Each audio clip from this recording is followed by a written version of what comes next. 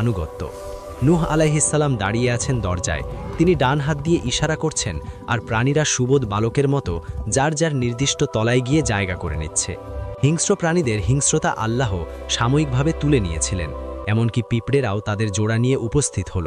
তবে আল্লাহ নির্দেশ দিলেন মাছ বা জলজ প্রাণীদের নেওয়ার প্রয়োজন নেই, কারণ তারা পানিতেই নিরাপদ। সবাই নৌকায় উঠে গেছে, শুধু বাকি নূহ আলাইহিসসালামের স্ত্রী এবং এক সন্তান কেনান, যারা ঈমান আনেনি। হঠাৎ সেই সংকেত, চুল্লি থেকে পানি উথলে উঠল। নূহ আলাইহিসসালাম আল্লাহের নাম নিয়ে জাহাজের দরজা বন্ধ করে দিলেন। তারপর যা শুরু হলো তা ভাষায় প্রকাশ করার মতো নয়।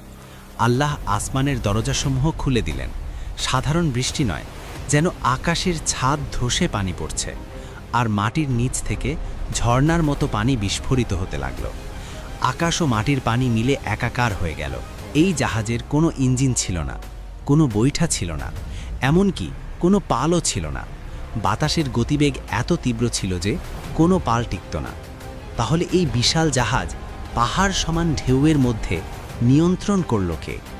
পবিত্র কুরআনে আল্লাহ এর উত্তর দিয়েছেন। নূহ আলাইহিসসালাম বলেছিলেন, তোমরা এতে আরোহণ করো, আল্লাহের নামেই এর গতি ও স্থিতি। অর্থাৎ এই জাহাজের ক্যাপ্টেন ছিলেন স্বয়ং আল্লাহ।